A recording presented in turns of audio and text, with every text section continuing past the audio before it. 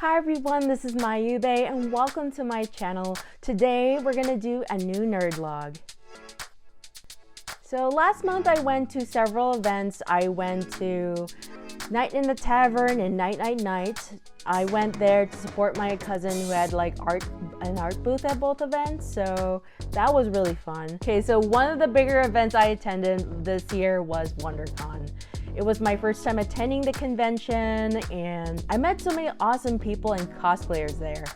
So the con had great vibes. WonderCon is by far one of my favorite conventions I attended this year. I would so go back there in a heartbeat. So yeah, I highly recommend going if you're thinking of attending next year or sometime in the future. All right, so first is Makeup is Not Just Magic. This is a non-fiction manga.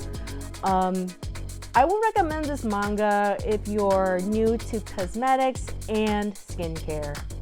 So I wish I had this manga when I was younger. I would find this manga very helpful. But yeah, the author goes through like tips and tricks, like knowing what type of skin you have, like having oily, dry, combination and all that.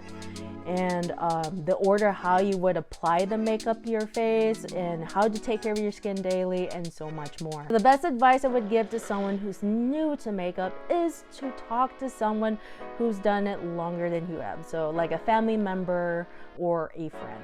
But if that's not possible, I would recommend researching like a makeup product that you're interested in using and talking to a beauty consultant at your local mall who's friendly and willing to help you.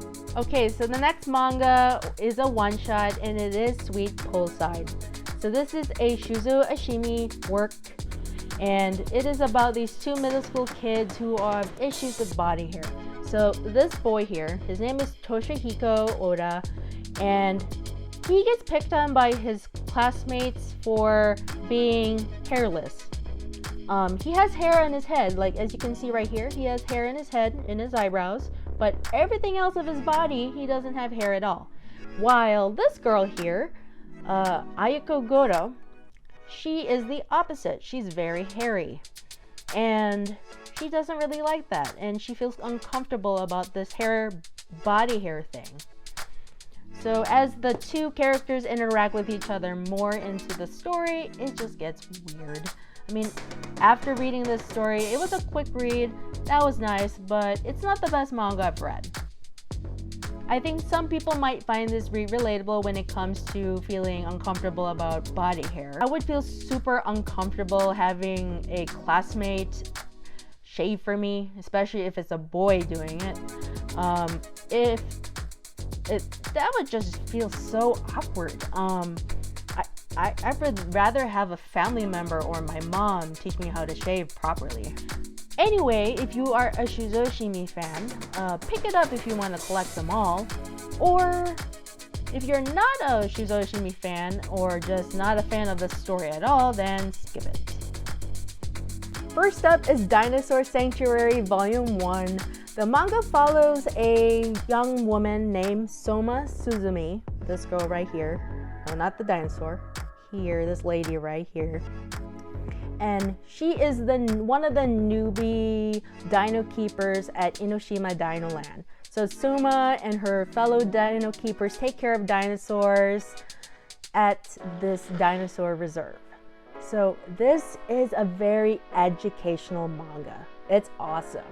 So the information about the dinosaurs in the manga are supervised by a university researcher or research consultant named Shinichi Fujiwara. So he specializes in functional morphology and vertebrate paleontology.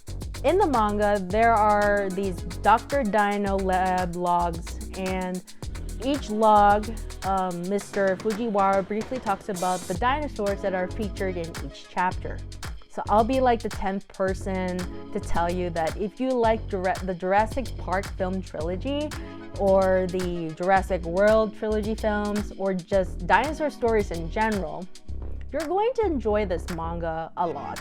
Okay, I'm gonna go off topic just for a brief moment. So after reading this manga, it reminded me of this video game called Hellblade: Senua's Sacrifice. So Hellblade is unique because The main character, Senawa, she has this condition called psychosis, and during the development of the video game, the developers brought in neuroscientists and professionals in the field, and also people who also had the same condition as Senawa.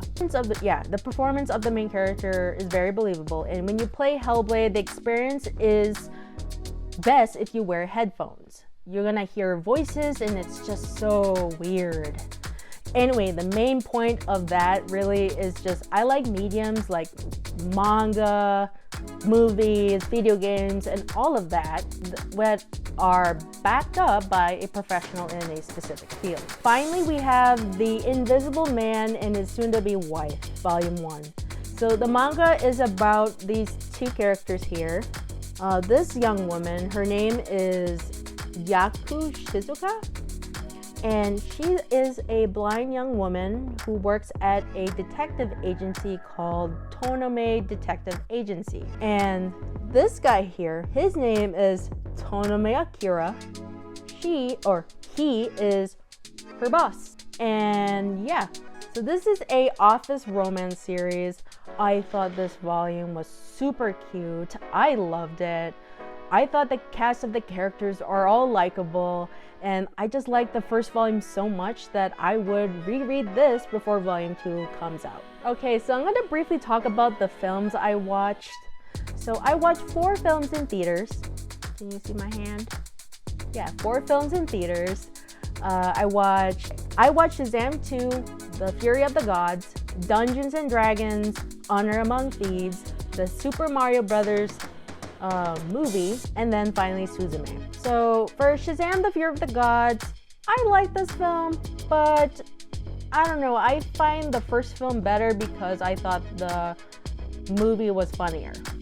So if you haven't watched Shazam 2, I would recommend waiting for the movie to be available on demand or on HBO Max or Max.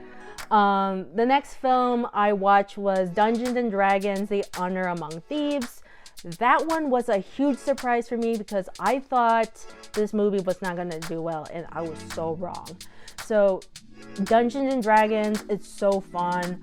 I really enjoyed it. I even got a good couple laughs out of it. The characters are all great, even the evil ones.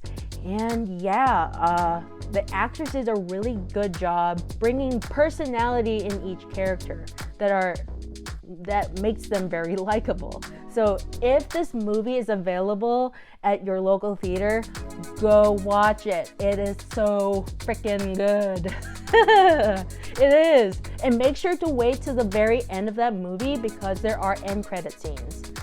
And then the next movie I watched was the Super Mario Brothers movie, and that one I absolutely love it because I am a Nintendo fangirl and I loved it. Like, even though I love Zelda, I really love this movie. I really like all the characters. I think I'm starting to love Toad more. I don't know why.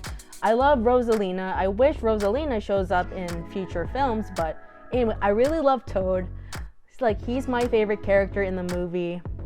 I think all the actors did pretty great, even Jack Black as Bowser, especially that Peaches song. So the last film I watched is Suzume. I enjoyed it. The film was so beautiful, but honestly, I would wait to watch this movie when it's streaming on Crunchyroll or HBO Max or Max. I think Your Name is still better of all the Makoto Shinkai films, so yeah, but it's not a bad film. I enjoyed it, so check it out. So out of the films I watched, how I would rank them based on enjoyment, I would say Dungeons and Dragons, Super Mario Brothers movie, Suzume, and Shazam 2.